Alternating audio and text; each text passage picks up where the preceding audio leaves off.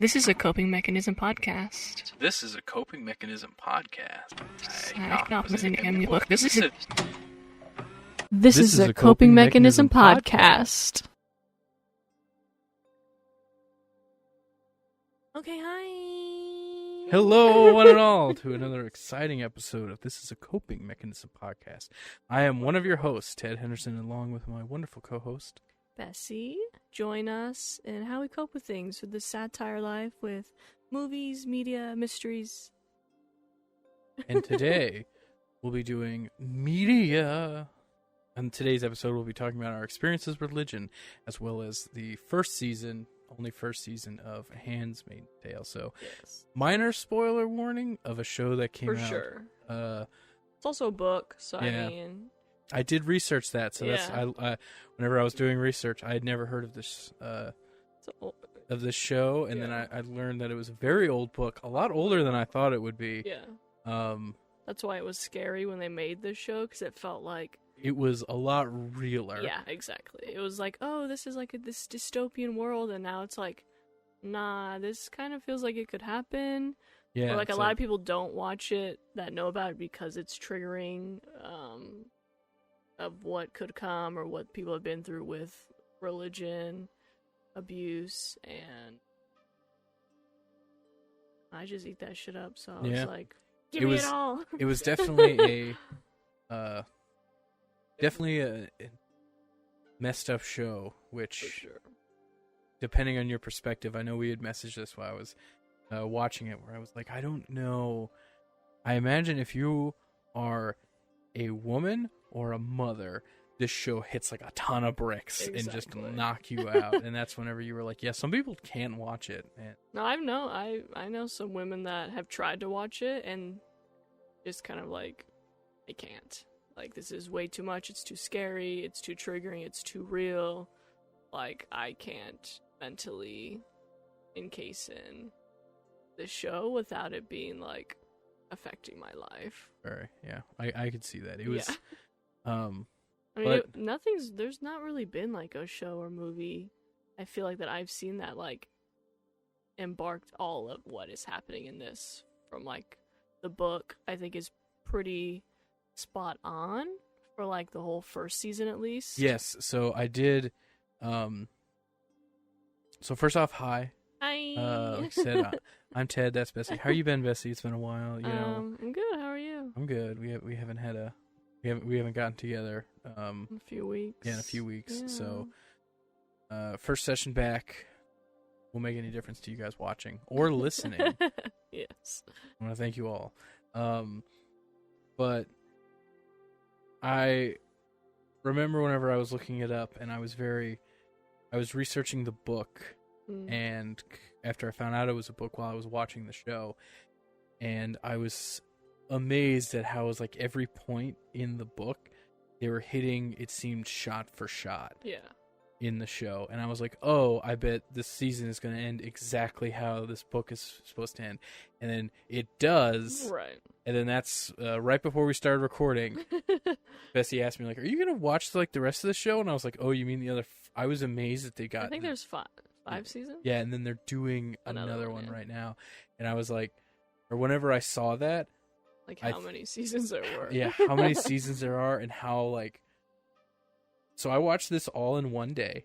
Yes. It's been... It was heavy. Yeah, which... So thank you for going in and watching it. And I was like, I thought to myself, I don't want to do this. Again, this was an interesting show, but I watched the first episode of the second season, and it was immediately so, in my not as good and made less sense than because... I mean, as it keeps going, there are, I feel like, a lot of filler episodes, and you're kind of like, oh, a lot of shit didn't happen, or it's a lot of, like, this back and forth of, like, the rebellion kind of fighting and people trying to get out.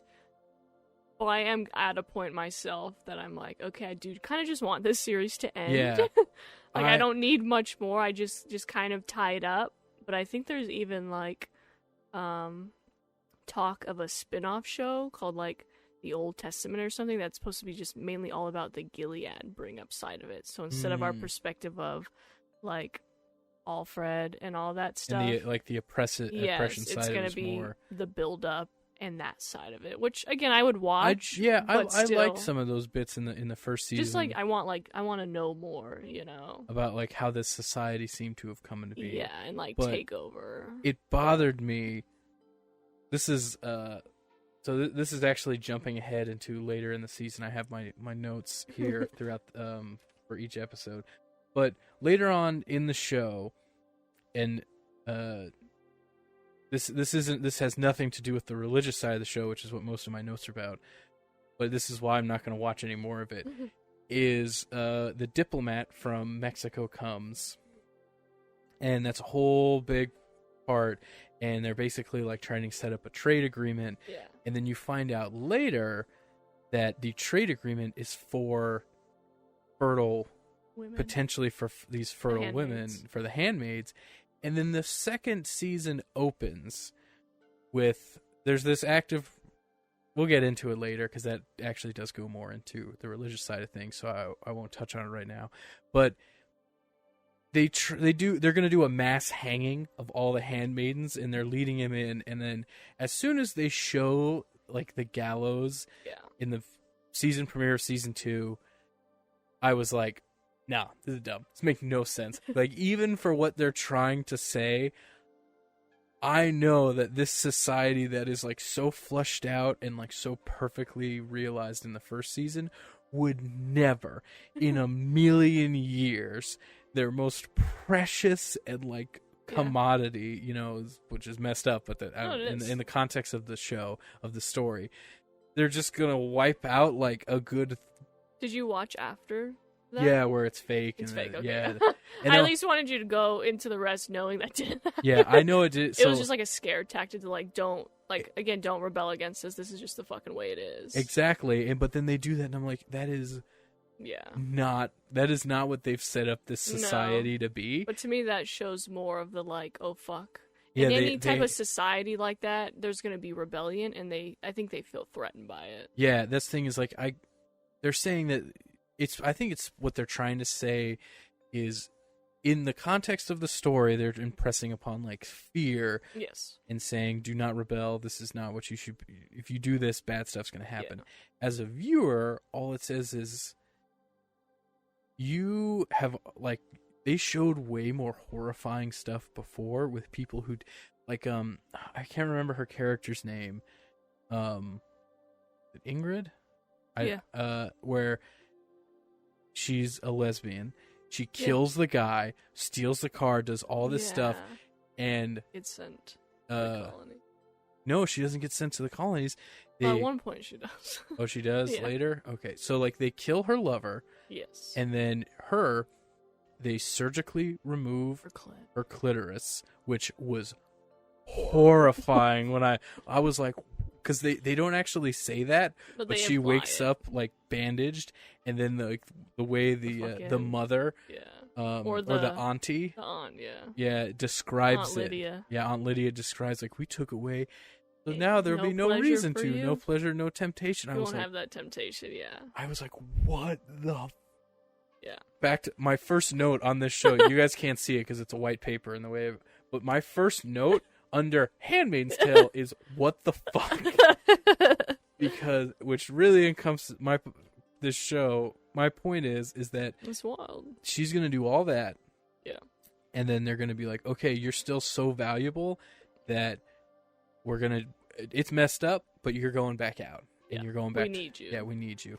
So after seeing that, and then them kind of, it felt like a fall. For sure. So I was like, I don't need to see any more of this. The creator of this book, the writer, perfect story. It was good. It was very disturbing and real, and now much more real, kind of realized, but I don't need to see any more. Yeah. Well, as I watch them, I'll just let you know. But so for anyone who hasn't really seen this or needs like a freshen up, Handmaid's Tale, the Republic of Gilead, is this kind of world where this super, like, Unitarian Christian, totalitarian oligarchic dictatorship type of, like, religion group take over America. The U.S. government, and come in guns a-blazing with, this is how shit's rolling now, and you don't have a fucking choice. But they slowly, I don't remember exactly if in the first seasons with, why don't I remember? I don't want to call her Offred because that's not her name. I have her real name written down somewhere. I know her daughter's name, Hannah. June. Yeah, June. That's yeah, right. So I don't... Because you learned it in the second episode. Do they show they show flashbacks throughout the whole show. So but you get to see how, like, they show this kind of, like, group already in, like, yes, so pushing the government with, like, oh, you want to be on birth control? Your husband has to sign for it. Oh, and then it's like, oh, actually, you guys can't work anymore as women. So they slowly strip those things, which I think is also, like, with the whole birth control thing, feels so real now because that is a thing. Yeah. And so it's like, okay, at least they're giving us that buildup of, like, everyone thought, like, fuck, they're taking all this shit away, but, like, it won't be overthrown. And then we're thrown into it being overthrown. Yeah, it's like we know where we are, but they do a really good job of, at least in the first, from what I watched of the first season, of going, okay, this is how things kind of. We don't know how it got there. Yeah. We do know that there was this society, this, like, chapters of this religion that is Christian. It's It's very strict Christian of, like, the Old and New Testament from what I was reading on it. But they of, like, whatever works for them, they're picking and choosing. They do abolish all other forms of Christianity. Yeah. We see that in the first episode where they're dismantling a Catholic church, and how it's a very passing thing that I thought was fascinating. How it's not just Christianity that they're going, okay, everything else, it's their form of Christianity or nothing, which again is kind of sad. It's very sad, but that echoes kind of what things are now, where it's not. It's like what kind of Christian are you? Yeah. What kind of what God is your God? And if it better line up real, or otherwise we're gonna have some problems. And they have this very, like, traditional, if you're not watching this, air quote, traditional values that they, like, really stick to, of, like, women cannot read and write. You will not be even taught that as a kid who's born into this society. You, like, it's almost like an eye for an eye. Like, oh, you're caught writing, we take your fucking hand. So it's very old school. Yeah, it's strict. Old Testament, and it's even with their punishments, like their public punishment of stoning, public shootings, hangings, having them hang by the wall so you could see, like, who was labeled whatever, and you're just like, oh fuck, And it was I forget the commander's wife, I forget Serena. her name, but I know her real name is Yvonne Stravotsky, who is a character in a show I loved from when I was a kid called Chuck. Okay. Which is a very fun show about a Geek Squad employee who gets a supercomputer spy in his brain, and she's one of his spy handlers, and it's just this goofy guy who has to go do spy stuff while he works for Geeks. It's a very goofy show. So this was like seeing her again in this, you're like, oh, this is 360. Yeah, I was amazed at how incredible her acting was in this show. And I don't know if it touched in the first season as much, but she actually was the one, like, in the flashbacks you see, like, helped write this book. That's what I was amazed, is that she helps write the laws. She was pretty much one of the founding members of this government. Exactly. But it was all predicated on how she wanted women to stay home and have babies. Yeah, I think the whole world in general was like I don't want to say sterile, but there was, like, a decline in birth rates. Yeah, kids actually surviving being born. So she was like, it's because all this pollution and we need cleaner food, and so that's why this world was created. Even though it stripped her of then everything she's ever done. That was something in the beginning that I didn't understand until I got later in the show. I didn't really. Maybe they explained it and I just didn't pay attention. But I didn't know what caused the world to get to a point to where this was necessary. And then they're like, oh, birth rates had dropped. So it's not until I think the first flashback where June has her daughter. Yeah. That someone tries to take her daughter. And then I was like, oh, the birth rates are so bad worldwide that the population decrease is it's so bad that it's scaring the world. Which is why that Mexican leader came and was like, even though this is terrible, we also need babies, so we're gonna take you. She has this very where June like tells the truth, because she lies up to that point and is like, no, I'm an honored person and I'm fine. And then she goes, look, that sucks, but not a single baby has been born alive in the city where I'm from for the past like 5 years. Yeah. And I was like, oh. And then you see that more, that's how this society has like garnered powers. They were the first person to go, okay, every person we find, we need to collect this. Yes. And so, as a handmaid, you are only valued as a reproductive organ. Yeah. So it's like a handmaid is a woman who's they can still have children. Yeah, and then they're blanking on the word. They can still reproduce, but they're still fertile. They're fertile. Sorry, that's the word I need. They're still fertile, but they were deemed sinful in some way that's why they're a handmaid. So it shows. Oh, okay. I didn't get that. I thought it was anytime if you're fertile, you gotta go be a handmaid. So it shows later on, outside of what we see with like the commanders in their houses, and those handmaids are like communities and like housing units of people who they deemed okay enough, so they were like legally married and went to church enough for them to be like the normal people. So they're like, we'll give you a chance to live this life under our rules because you kind of did it right before all this. So it shows some of that, and that's when you're like, oh, so like maybe if she was actually legally married to her husband, they wouldn't have been taken away. But since they weren't, they were living in like sin, so that's why she was taken. Okay. So they show more of that later on, of like all these other people. You're like, oh, so this is what happens to the rest of them. That would be an interesting thing to see, because the whole context of the show is pretty much it's either flashbacks or in this gated community of high-ranking officials. Right. So you're like, okay, but that's neat to get an insight on how the rest of the society is working. God damn, girl. Right, we're trying to stretch out.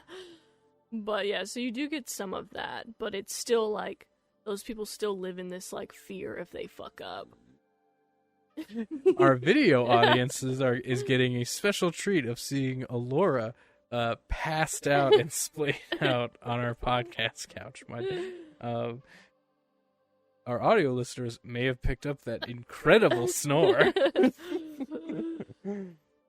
But yeah, so that's why like there's like commanders, wives, but then like some of the Marthas and the aunts, they picked those people based on like what their lifestyle was like. So if you were a Martha, you maybe like were a widow, or like you were good enough to not be a handmaid or like sent to the colonies, like what they do with anyone who rebels, homosexuals, anything of that sort, abortions. They don't believe in like the whole modern medicine, even though it does show you that they do have these like private doctors that they still do stuff. Yeah, because then even though it's put on women, there's it's really men that become a lot more sterile. So it's like, they mentioned so it's like these wives aren't probably getting pregnant most of the time because of these older men, or like if society was that bad, or pollution, or whatever the fuck it was, like it wasn't just on the woman.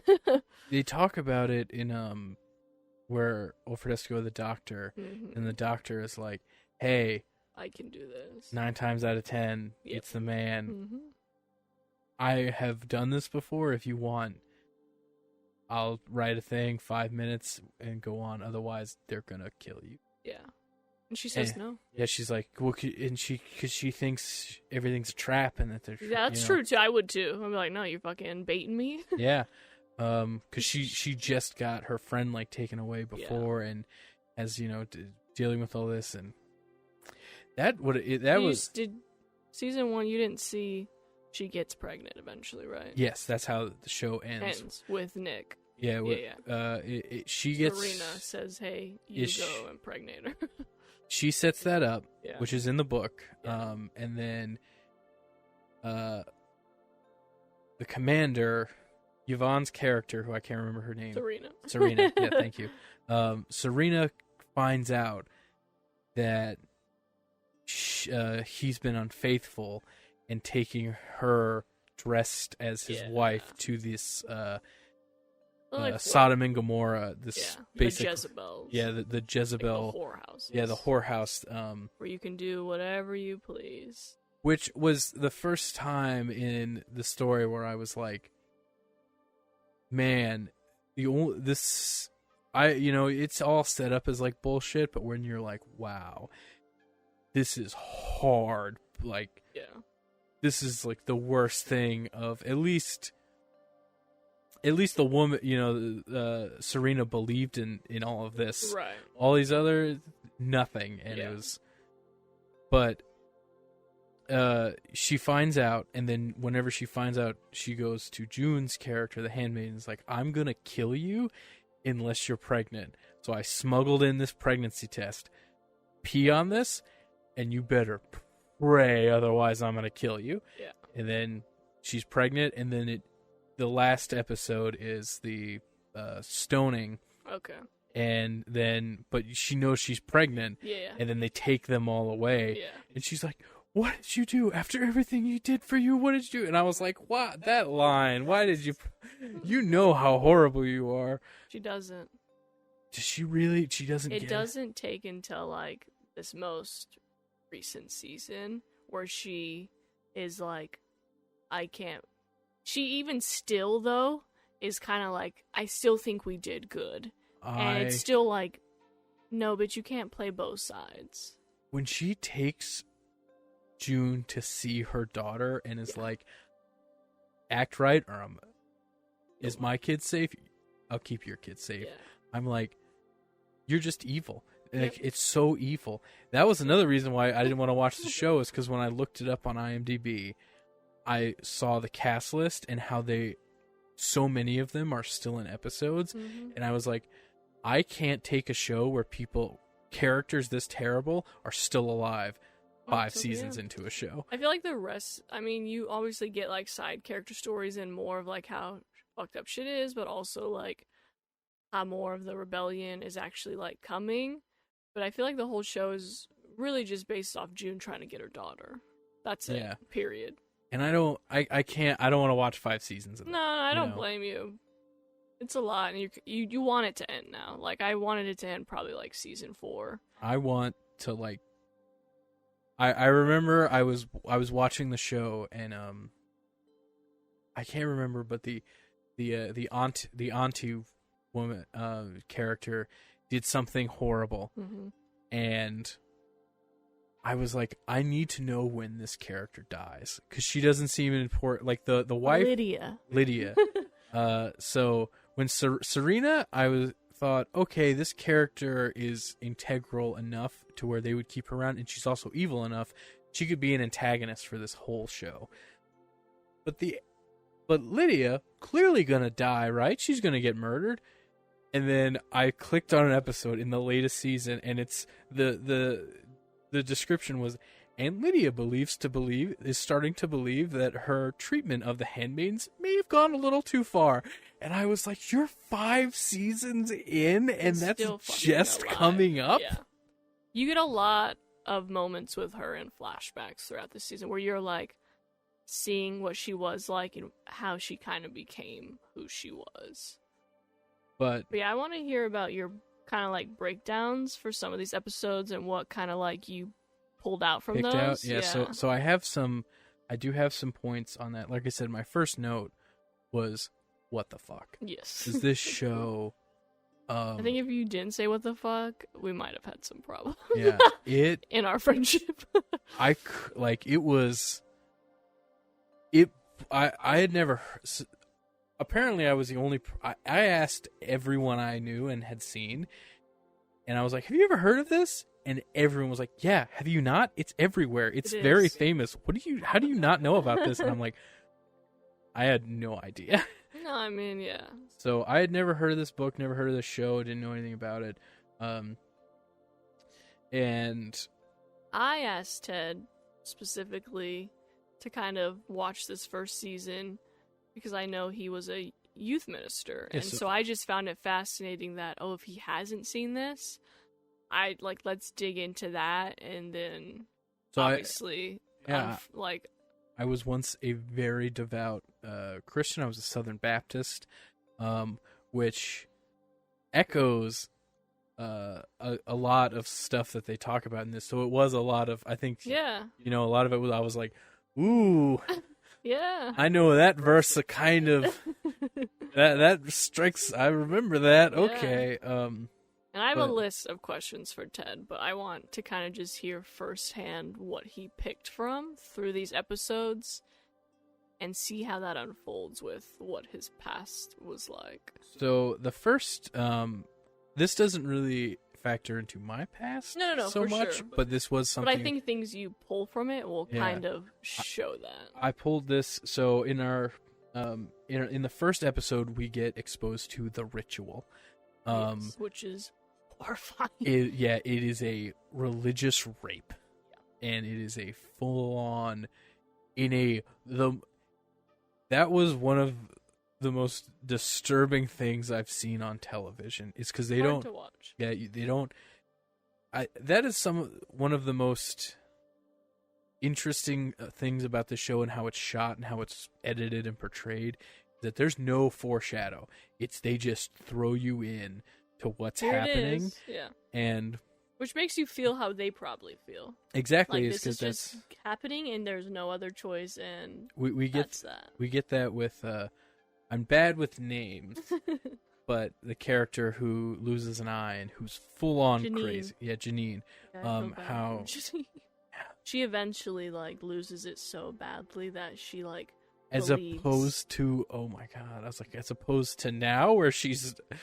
Well, she's kind of rebelling and pushing those boundaries, and I think they beat her down to be like, no, Lydia said if I was a good girl, and she kind of plays that, and you're like, oh, fuck, they got to her. Well, that comes up, that's kind of what I was talking about, where they put her in, she goes into the Handmaid program, and she's like, what are you guys... She acts like a normal person in that situation.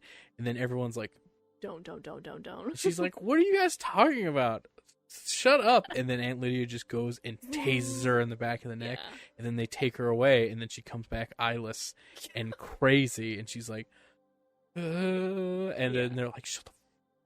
And... That's her for a while. Yeah. Because she eventually has babies for commanders. So she has one of the kids. And then in the those first commanders season. Obviously abuse their power, and they're she snaps at a point. She's like, "You told me if I sucked your dick, it would just be us, and you would leave your wife." And you're like, "Oh fuck." Yeah. And then the wives are like, "Oh fuck." Yeah, that the wives know their men are garbage. Yeah. Besides, probably maybe 0.1%. That are okay, that is too far. I'll just do what I'm told and nothing more, But yeah, Janine. So Janine, her story ends in the first season where she attempts suicide. Yes. And then she doesn't die, which didn't make any sense to me. She's still used. Yeah. Well, no, I mean that she jumps off of a bridge into a frozen they save her lake, right away. And then they take her out and she's in a coma, and I'm like... Yeah. I don't think so, but okay. Yeah. But I wrote down that during the ceremony, the commander goes in and unlocks the chest on the mantle, pulls out the Bible, reads the verse, and then they do to be fruitful. Yeah. Whatever. Then they do the horrible rape.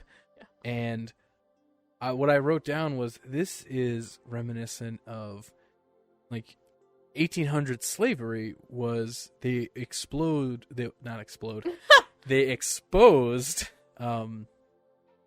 Africans who were being brought over to Christianity and religion and then brought them up on, but they weren't allowed to read or write like women, and they kept Bibles under lock and key. You weren't allowed to give any sort of like religious material to slaves, so it was all kept under wraps because they were picking and choosing the verses and the points to teach to them to, promote subjugation, which is exactly what they're doing in this. And the only person who's allowed access to it under lock and key is the commander, one of the patriarch of, of the society. And I was like, it's just so disgusting. Yeah, I don't have... I mean, you can pick and choose anything from anywhere and be like, let's see if you don't get the rest of... Yeah, if you don't have the rest of the context. Yeah. There's a movie that I love called Book of Eli, where it's Denzel Washington. And I feel like I've seen that. It's a great movie, but it's a post-apocalyptic movie. But the whole point is that this Denzel Washington character has the last Bible in this like post-apocalyptia, and the antagonist wants to do this pretty much where he knows that the words of that book are so powerful in the way they're written that he could subjugate everyone by just picking what works. Yeah. So that's he's what people do nowadays. Yeah, and that's that's something that we see now where they pick and choose. It's like, read the rest of that verse and tell me what the fuck it says. Yeah, exactly. And I'm not as up on it as I used to be in the years following me leaving, organized religion and whatnot. Yeah. But I remember being the progressive of my church, of being like, well, we don't want homosexuals here, and we don't want these people, and then me being like, well, that's not really for us to do, right? And I want everyone to understand, if me at the time, different person, sure. But as a religious person, I was said, we as humans, we don't deny anyone. Right, everyone's supposed to be welcome. Yeah, we are here to teach and to spread the word. It's up to them to become saved. All we are is meant to is preach and spread. We should be taking in everyone to save everyone. We shouldn't be denying anyone. If you're denying these people coming in, then you're denying them the chance for salvation. And then them being like, look at the kid over here. All right. Technically, yes, but don't listen to him. Yeah, like, we don't want to sit with them. We'll get them a pew by themselves. And then, Yeah. But, so I don't have experience with this, but this was the first scene where, like, they, among the other messed up stuff, where they showed, and I was like, oh, this isn't just like some kind of new twist on Christianity. This is taking the worst parts of the history with Christianity and going, okay, we're going to put this forward, and we're going to use, it was like the greatest hits of horribleness. And I have this, so I have this later in my notes, but it's something I did want to bring up. This is on a later episode. I think it's episode 3, but I don't want to sit here and read while we're doing this. But after her friend who tells her about the rebellion gets taken away. The black woman, right? No. She's a lesbian, and we were talking about her before. Oh. I think it's Ingrid. Something like that, yeah. Something like that. Her shopping mate, because they make all of the handmaidens go in pairs to spy on each other. And I'm sorry, but if I get what's all survival, but I feel like as a woman, like, let alone like the wives and like the Marthas, just trying to survive, but like your own handmaid snitching on you, that's just like that. It's just even more fucked up, because it's supposed to be like, wow, we're supposed to be in this together, and you're not. But I think that they do a great job of explaining how that makes sense with this character, is that when she gets replaced, it's by the woman who comes up and she goes, hey, don't fuck with this and don't fuck with me. But like, I lived in the city. I know who you are. I remember you used to come in with that guy and you had your little girl and everything was all fine. You know where I was?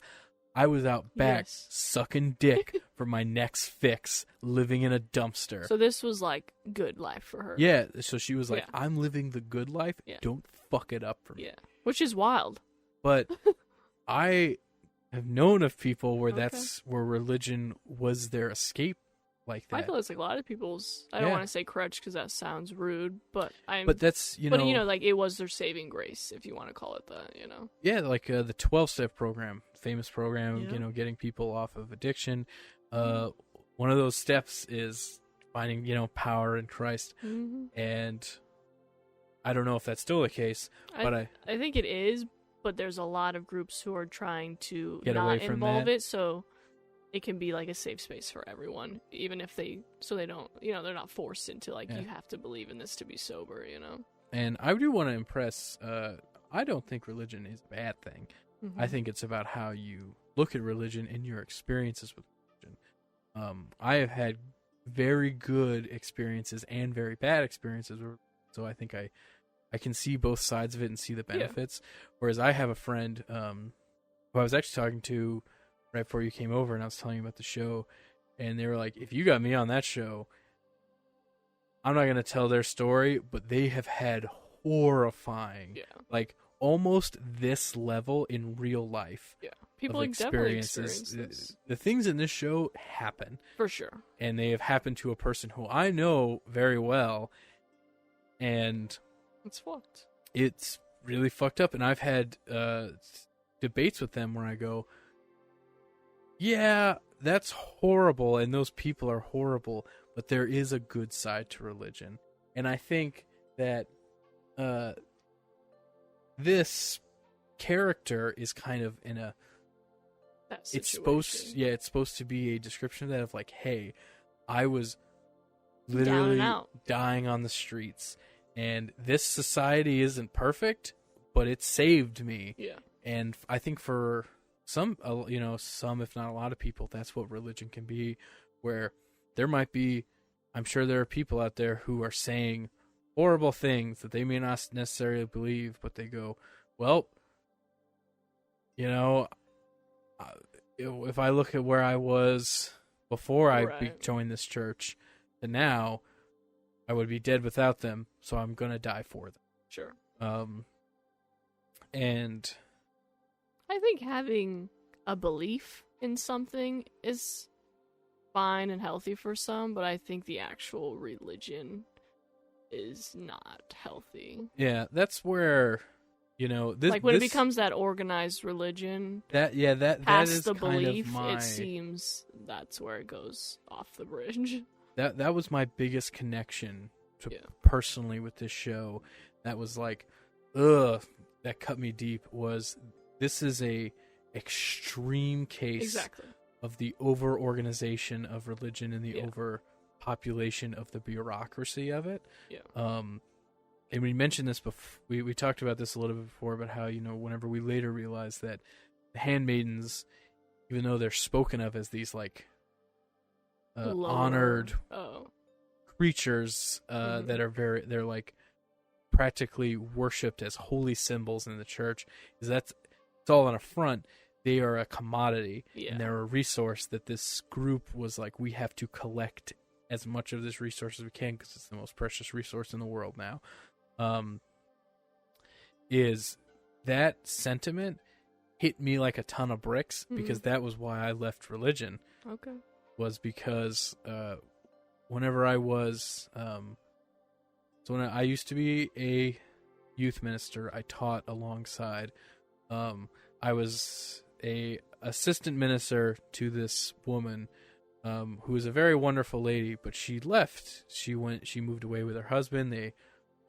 I don't remember I think they like bought some land, but they left and they couldn't find another one, and they went, you're turning 18 legally, you can now be the minister, so we're going to set you up, and you're going to teach now. Okay.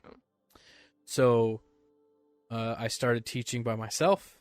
I taught kids, and But then I had to go to my first budget meeting of a church, and I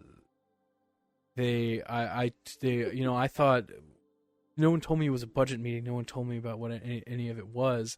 They just said, "Oh, the elders and everyone's getting together, and we're going to discuss, the forward plans of ministry."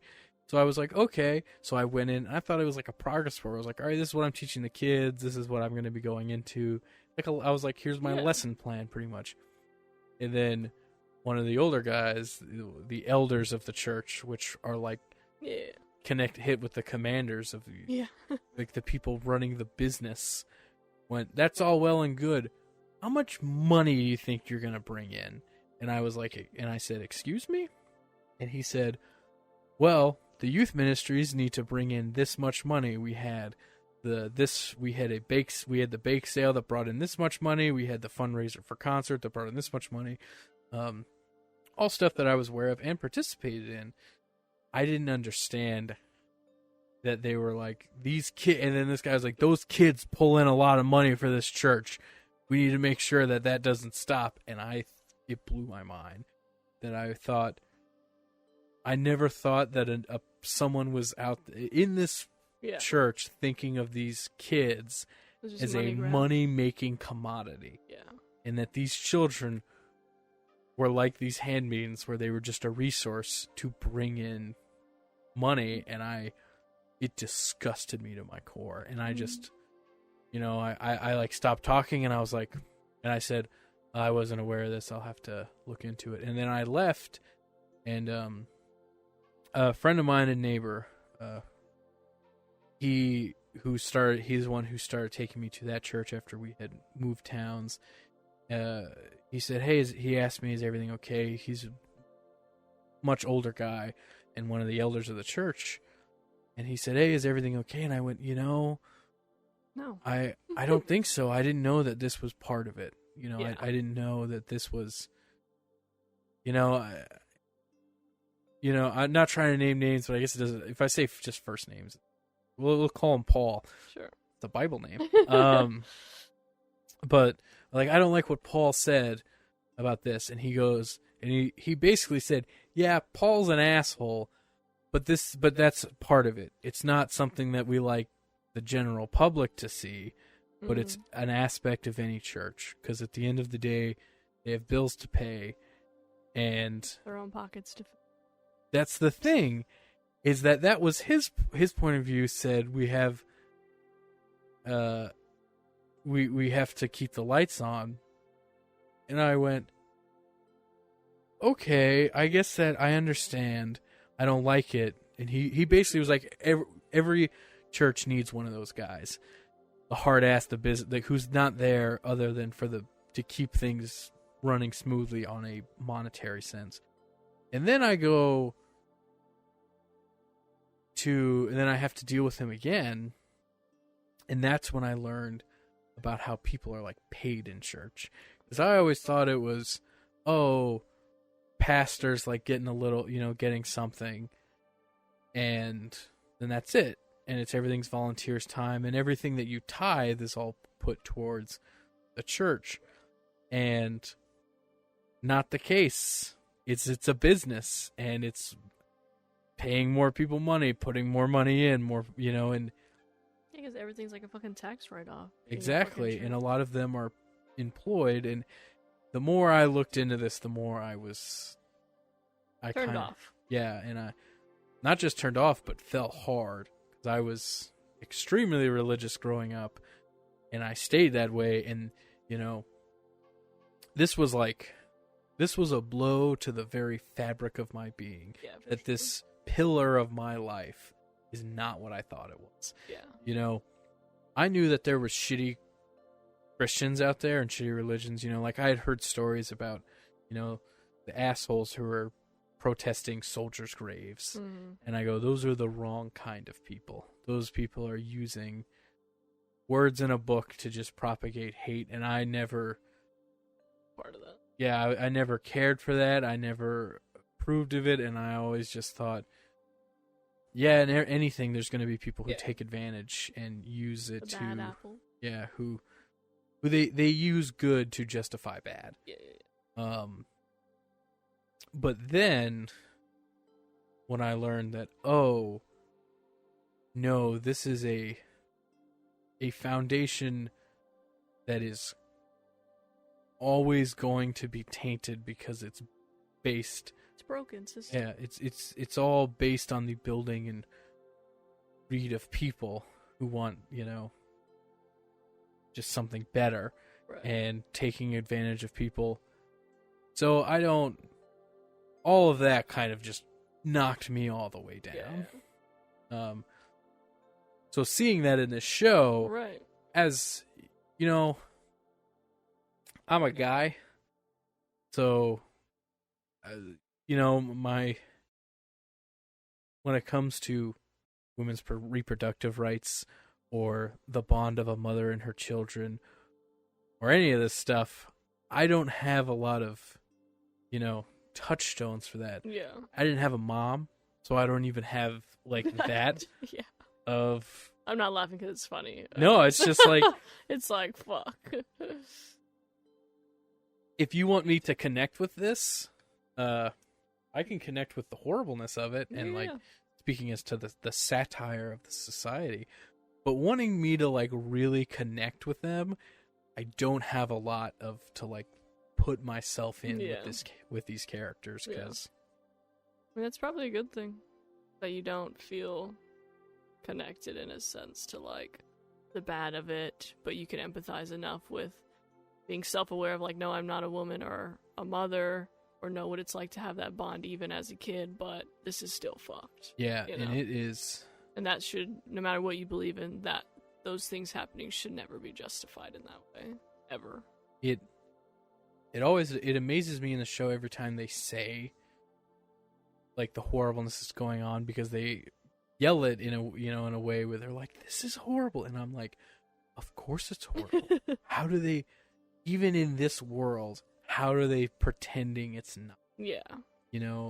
Serena's character, how is she... She's just brainwashed.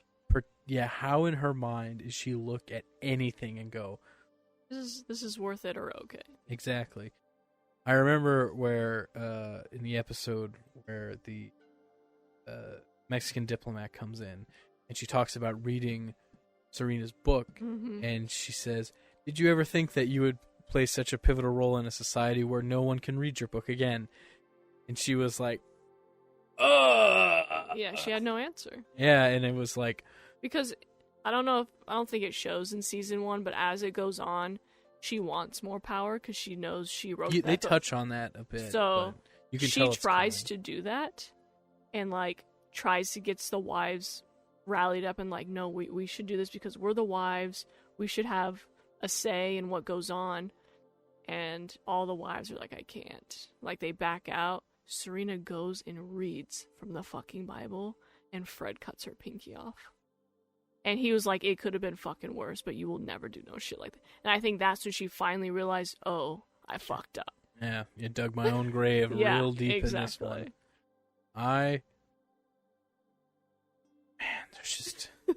There's so much in this show to dissect of horror, but not horror in a way that I'm used to. No, yeah. Of horror in a much realer sense. It's not the boogeyman who jumps from under the bed because it's dark and you're like, oh, fuck, that got me. It's it's psychologically horrible. Exactly. And it's also, it's horror by twisting something that I know. Yeah. And making it real in a sense where there's... Well, I think that was the opposite for me, how you said, it's hard for me to connect because I'm not a woman or a mother. In my sense of it, it's I'm only a woman. I'm not a mother, but religion was something that my mom had, but it was never pushed past that as a kid. So watching it, I have no connection with the religion. I'm just sitting there thinking, who the fuck can believe this? Because this is fucking wild, Yeah, and it's two different perspectives, but they still kind of come to the same conclusion. Yeah, and especially, and amazingly, there's a program that's dialed into our dichotomy of experience. But I was because Old Testament especially, there's a lot of wrath of man, wrath of God. Okay. And that's kind of the whole shtick, is that Old Testament is angry God. And the New Testament is happy God.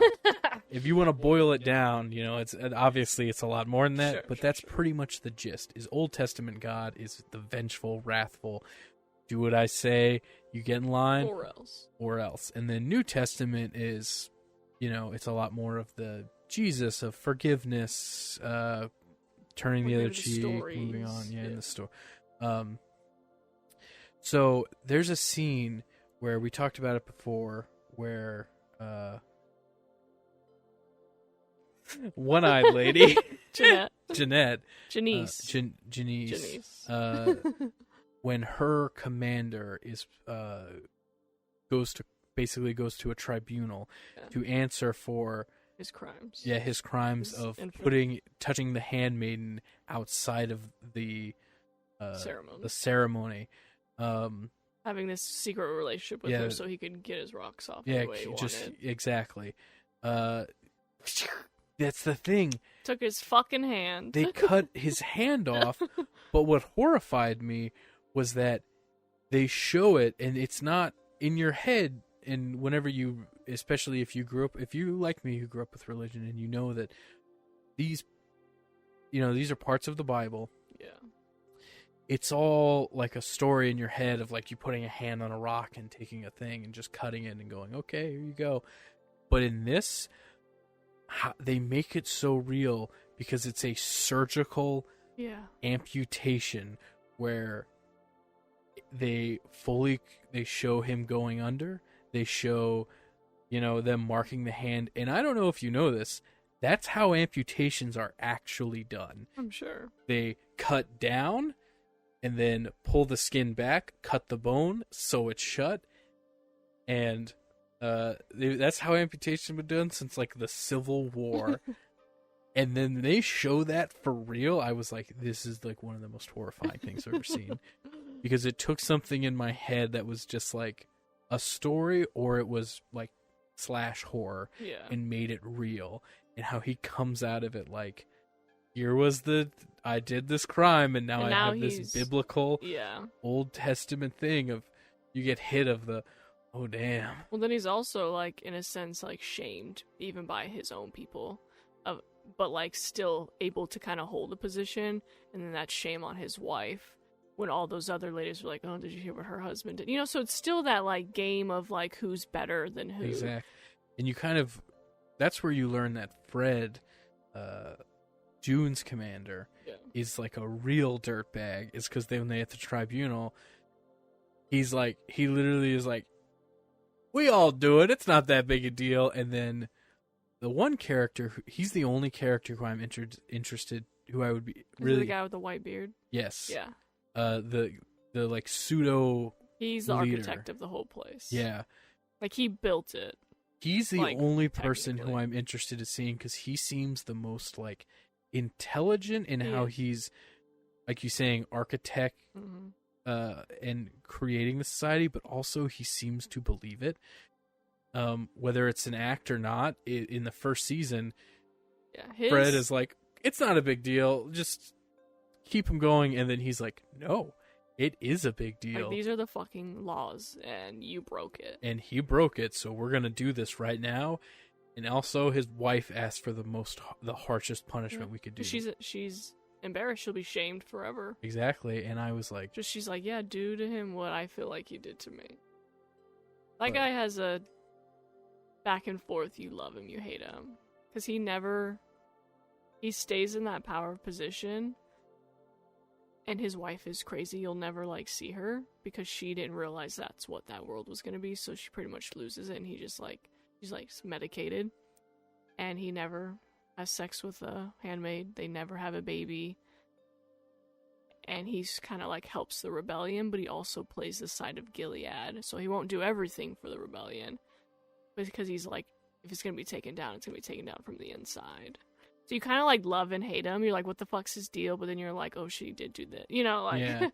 Because the girl who got her clit taken off, she gets sent to him.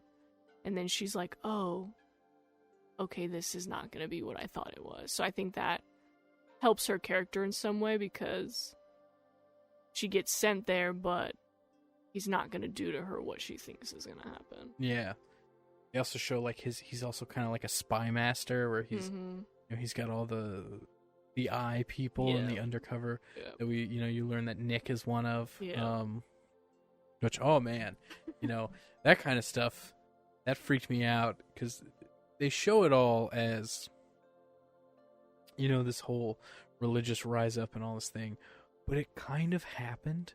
When you look at like the insurrection of these people who were so hopped up on like God and Trump, but they got they got dressed up and then went into the Capitol building. But you're like, if they were actually organized and equipped, this is what those kind of people could do. Yeah, exactly. And if there was like a centralized, if they had an internal central government that was dictating to these people like the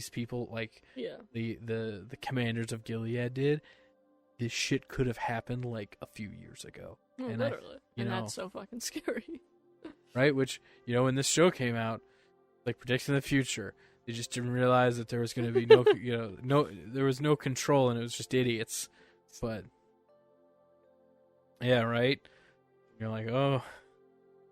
So did anything else kind of, before I like ask you all these questions of like start to finish of your experience, like what else throughout these episodes kind of got you?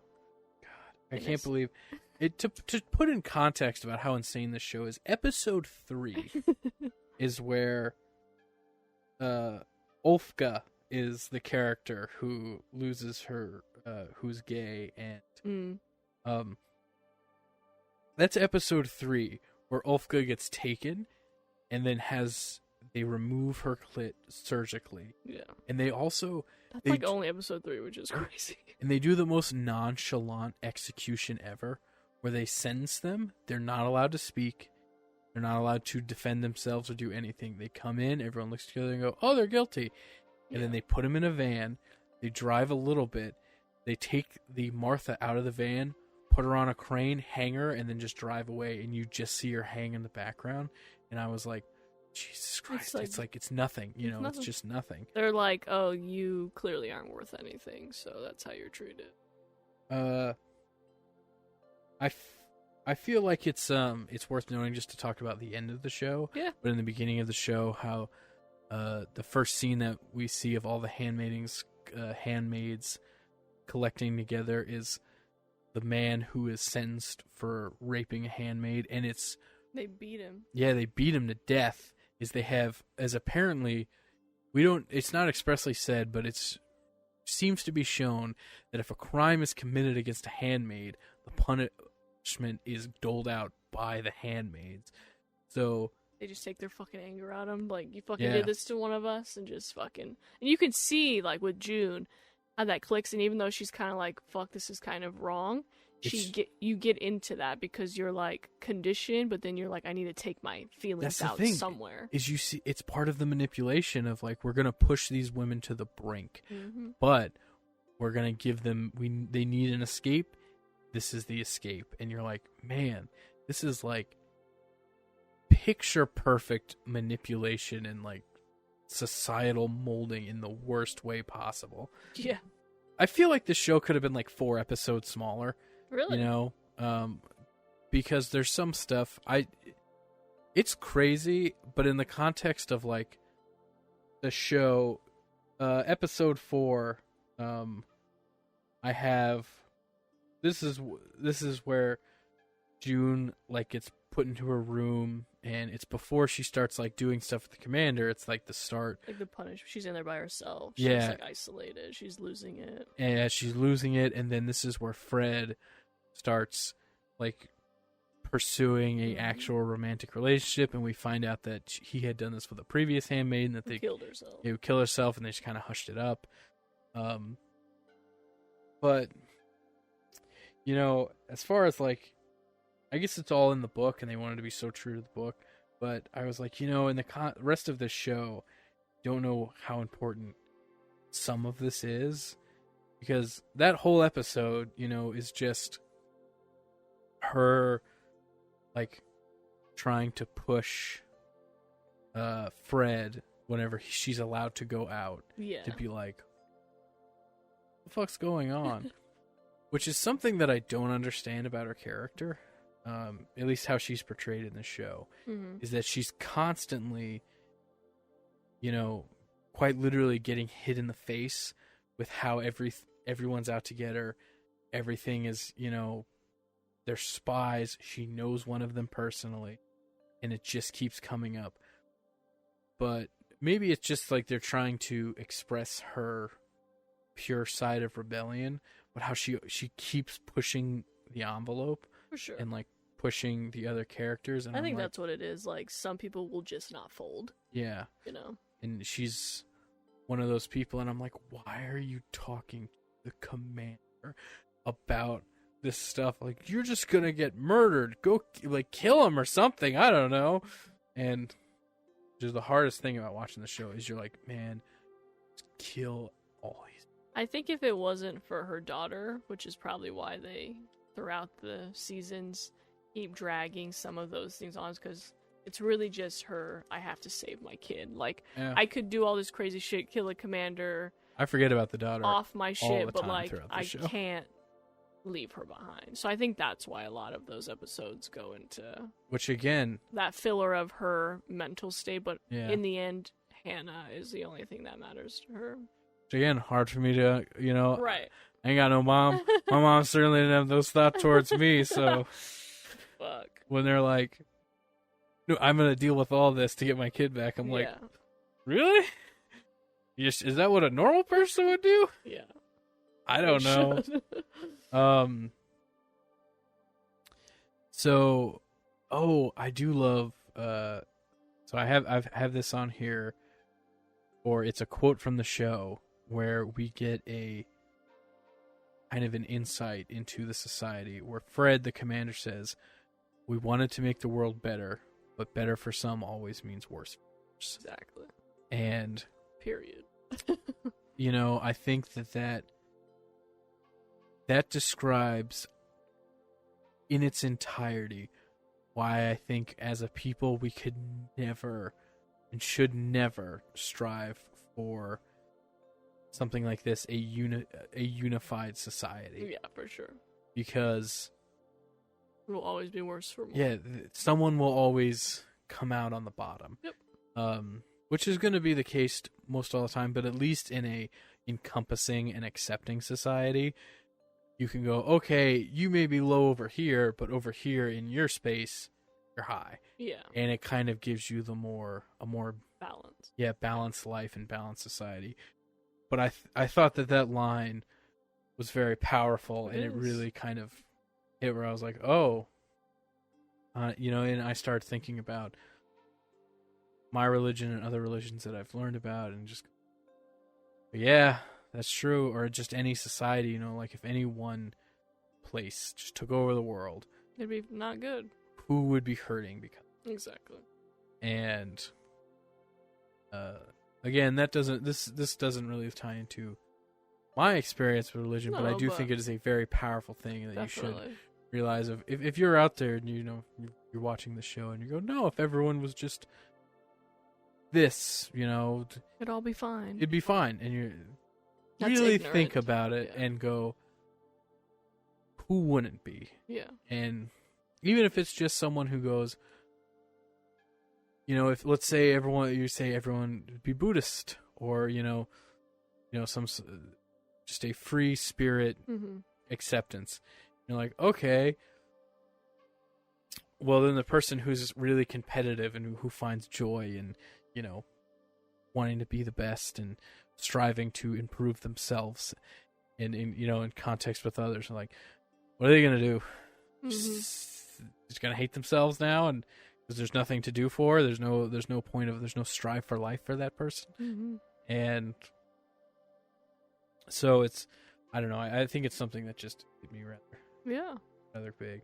I have also, they do something really good. We're seeing the outside world where they start showing Canada and showing other people's views towards They hate Gilead. what's going on in America, and they're like, shit, those people are what? That's crazy. Yeah, like let's be like if you can escape, you can find sanction here.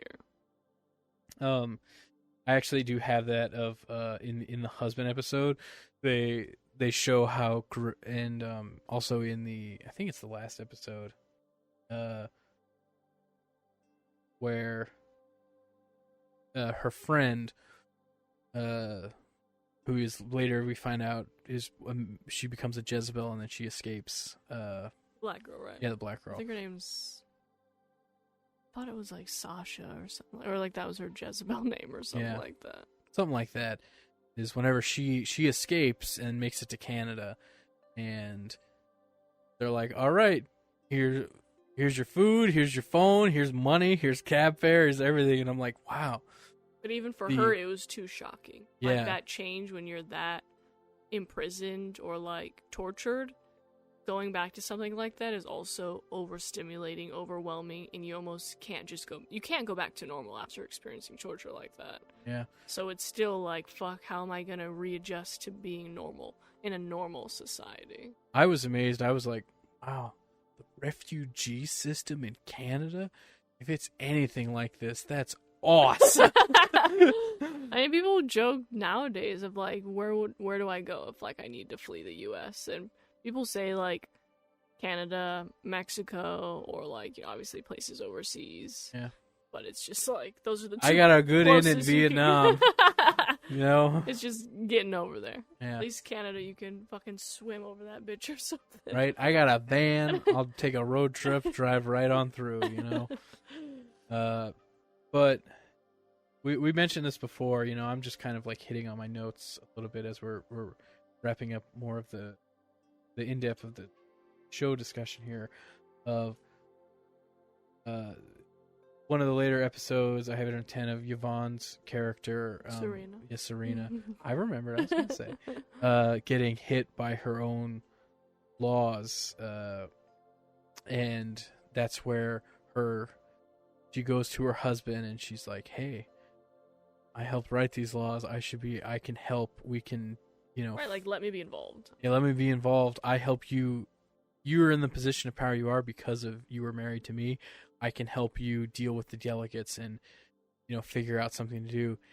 And then he goes, "No, keep the house in order. This is, you know." Period. That's it. Yeah, he's like, "You put me in charge, and I'm in charge." You got that power now. And apparently, I don't care what nobody says, love or marriage, that shit don't matter when you give someone that much power. They're gonna use it. Which apparently gets even crazier because she got her fucking finger cut off. Which, like, I mean, she ends up like fleeing Gilead, having a baby, and all that shit. Like, it gets wild. Honestly.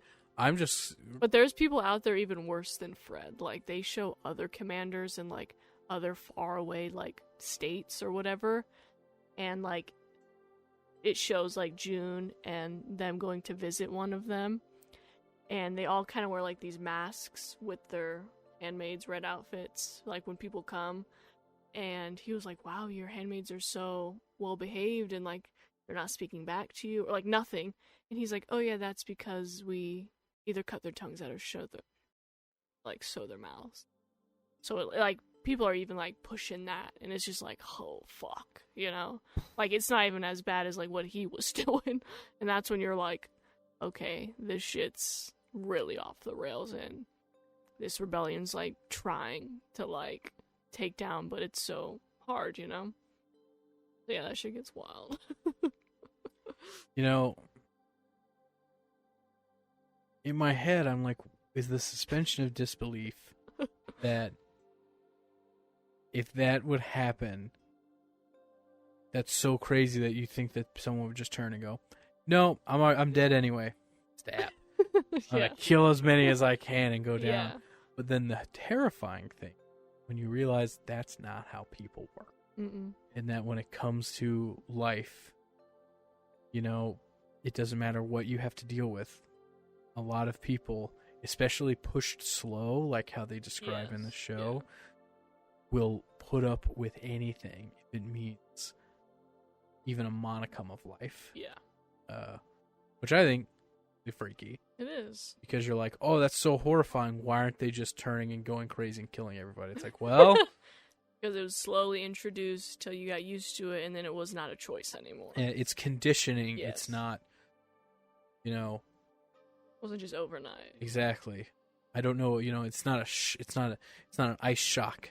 It's not like a shock and awe of here it is now. It's we had a slow burn where we'll get you eventually, but here's where we'll start. I remember when they show that in the flashbacks where all right, all the women are fired, there's nothing I can do. Bunch of armed gunmen, everyone's gotta leave. Everyone's like, what the hell?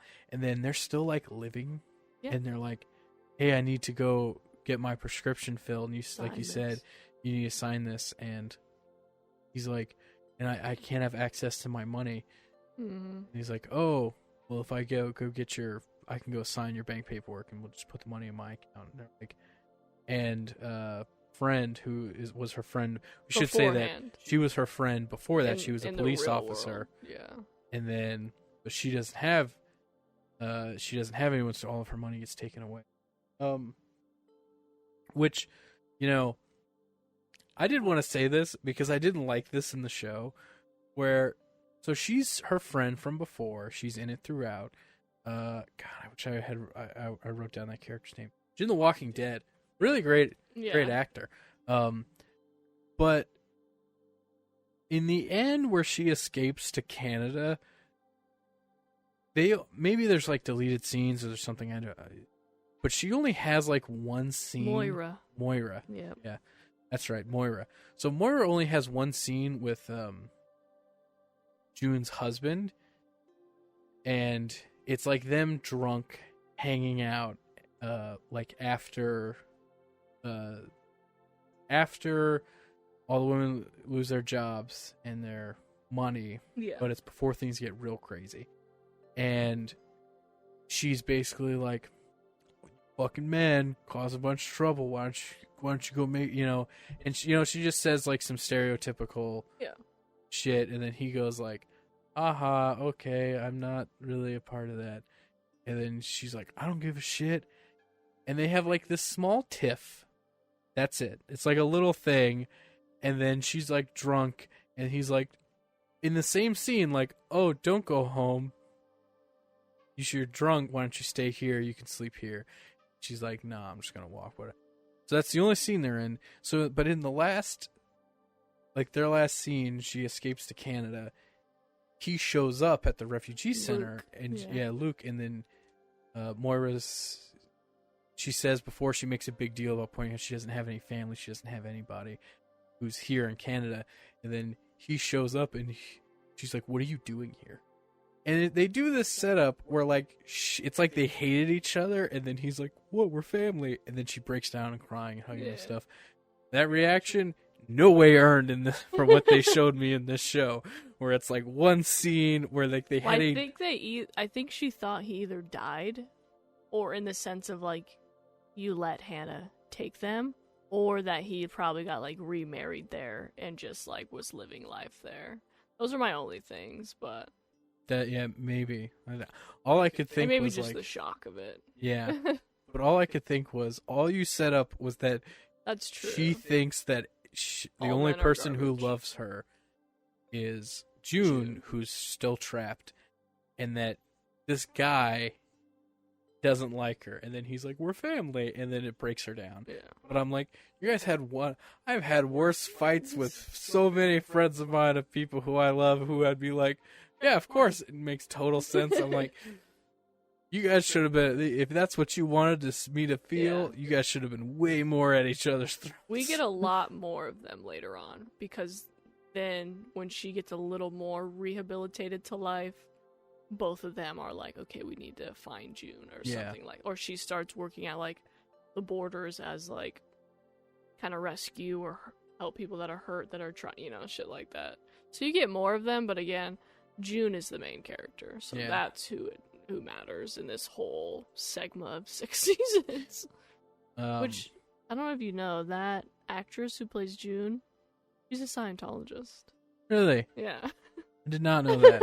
Which, when a lot of people found that out, they, like, online, a lot of people were like, how dare you play a character like this and kind of believe in this, like, hardcore religion?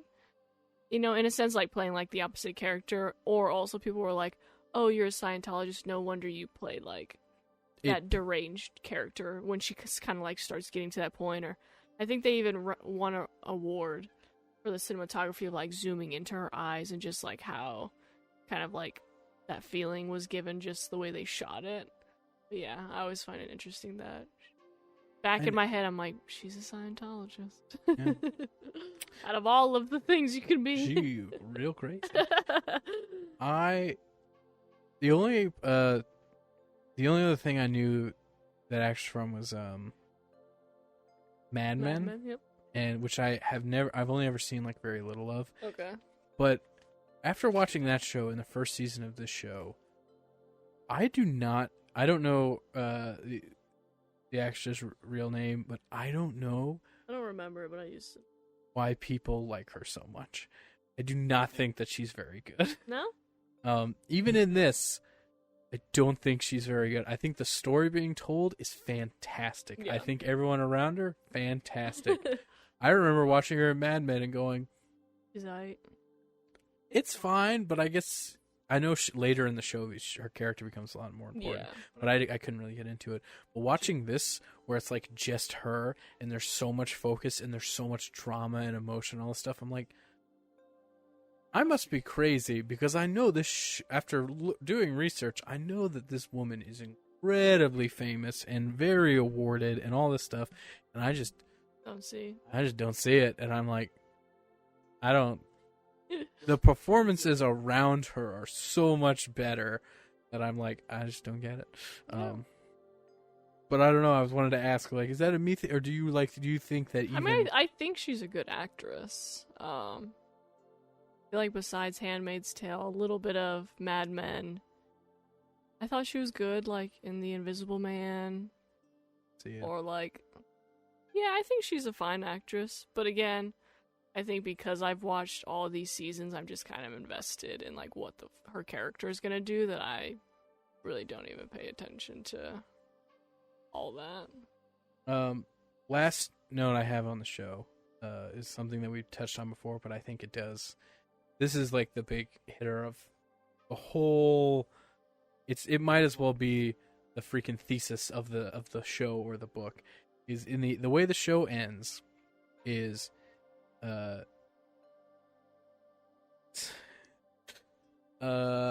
one-eyed Janice.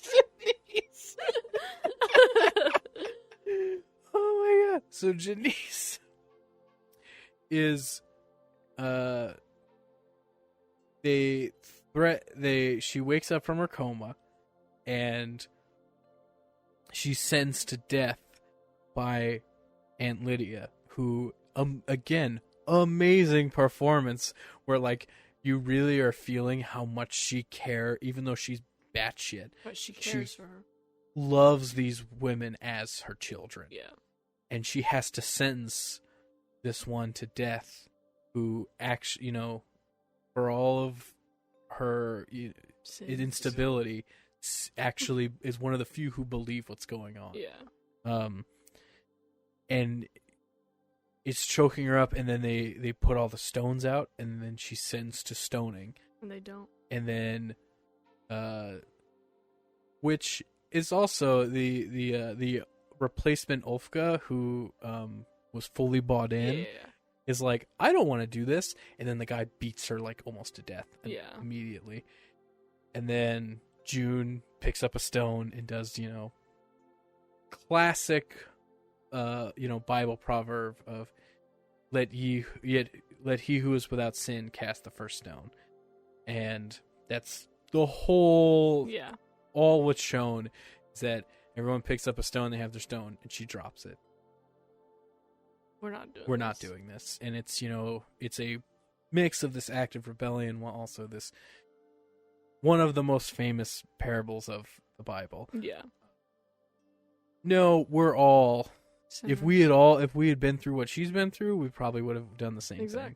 And we are not going to kill one of our own. Exactly. No matter what. And they have to stand together.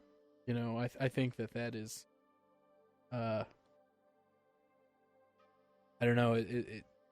One of the most blatant kind of parallels of the. You know, now that I'm discussing it, I think that is a bigger point of that is New Testament. So that is Jesus. That's New Testament of going, no, don't do this. Don't kill. You have no right to hurt someone or to punish someone based on their sin. As people, that's out of your hands. And then he says, that he was without sin. So maybe that's what this is trying to describe, is this Old Testament society is now being greatly affected by New Testament. Yeah, I could definitely see that now that you kind of explain it in that way for sure. I don't know, but that's what's popped in my head. Yeah. Talking about the dynamic point. And on that note, you guys are going to have to stay tuned for part 2 of Ted's experience as a youth minister. Please check us out on socials. Please check us out on Patreon. As always, if you're listening, I love you. Love you. Bye. Bye.